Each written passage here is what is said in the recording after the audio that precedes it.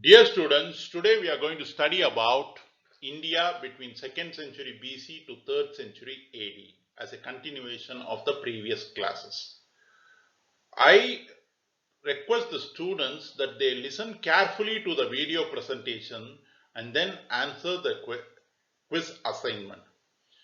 Sometimes we get a feeling that many students do not listen to this assignments. Some students who listen to this presentations are not able to clearly answer the quiz questions. So I request the students to carefully listen to the presentations and then answer the questions. Dear students, in the past few classes, that is past two classes, we are in the process of understanding India between 2nd century BC to 3rd century AD. So we studied that in this period there were many dynasties that were ruling India. So in the east, if you take Sungas and Kanvas were important ruling dynasties. In the northwest India, we had Sakas, we had Parthians, we had Kushanas. In the west and central Indian region, we had western Kshatraps. And apart from western Kshatraps, there were many dynasties which were ruling the central Indian region, central India and western Indian region. And today we are going to study about the Deccan region. In Deccan, the most important dynasty during this period, 2nd century BC to 3rd century AD, was the Satavahanas. Who are these Satavahanas? The Satavahanas were a dynasty, powerful dynasty, who are said to have emerged in 300 BC from a group of people called as Andhras.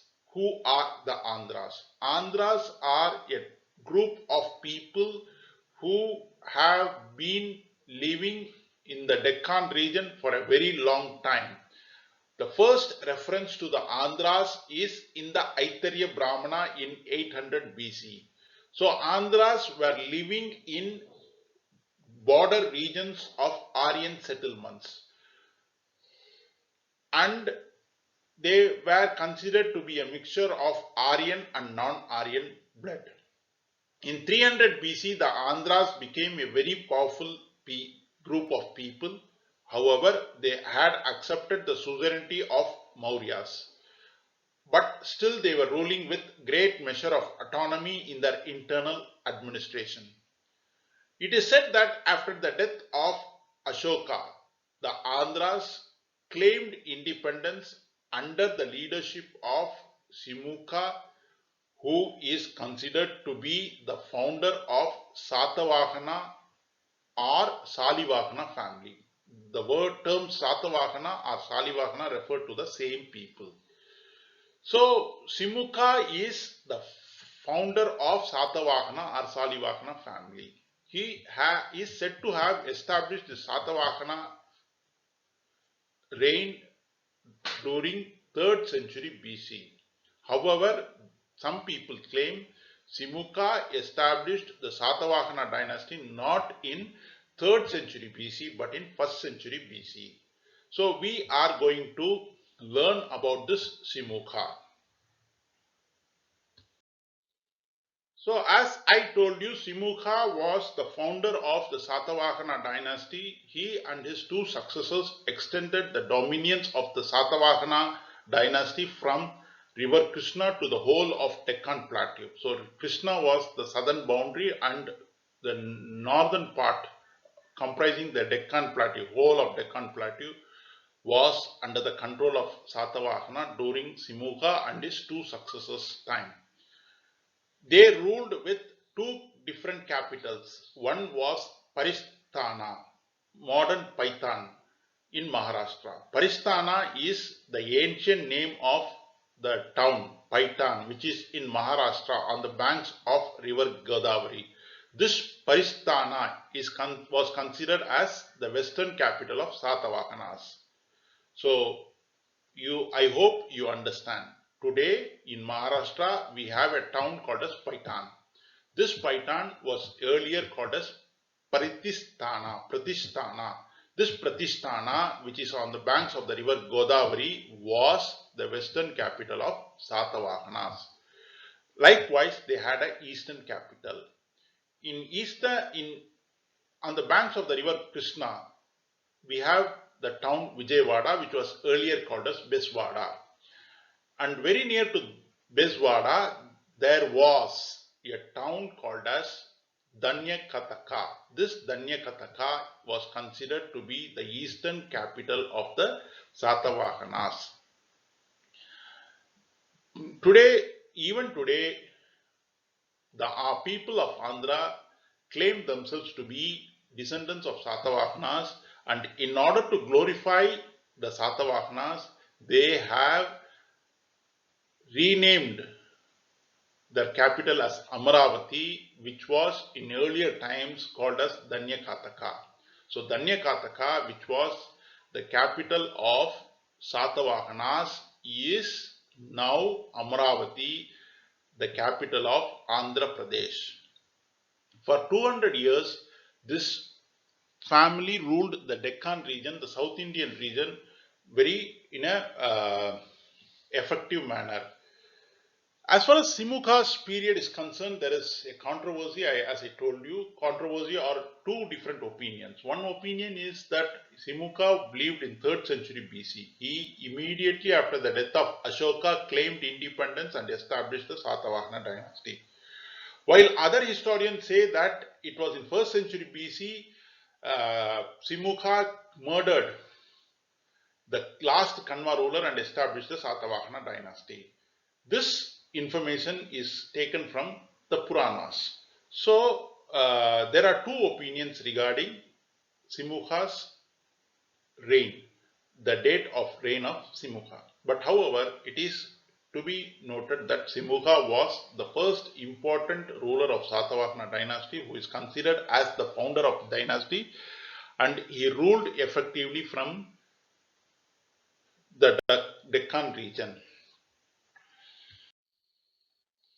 In the 1st century AD, Satavahanas faced defeat in the hands of western satraps and lost Malwa and North Deccan, including Nasik, to the western satraps. But however,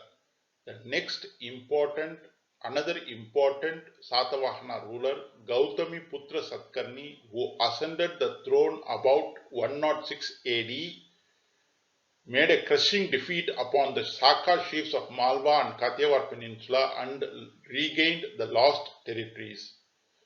And he also conquered territories in Rajputana and Gujarat. So Gautami Putra Satkarni is one important Satavahana ruler. His mother Gautami Balashri has recorded an inscription which is now at Nashik, and in this inscription she speaks about Gautami Putra Satkarni's achievements. According to this inscription, Gautami Putra Satkarni is a Brahmin. He defeated Sakas, Greeks, Pahlavas. He was considered lord of many countries, and Gautami Putra Satkarni totally defeated western Kshatrap Shaharata ruler Nahapana. So Nahapana, western Kshatrap ruler belonging to Shaharata dynasty, was defeated by Gautami Putra Satkarni. After defeating Nahapana, Gautami Putra Satkarni took the coins of Nahapana, struck his name, Gautami Putra Satkarni's name, and put these coins back into circulation. Gautami Putra Satkarni ruled in a glorious manner for 25 years up to 131 AD. Gautami Putra Satkarni was succeeded by his son Pulumai.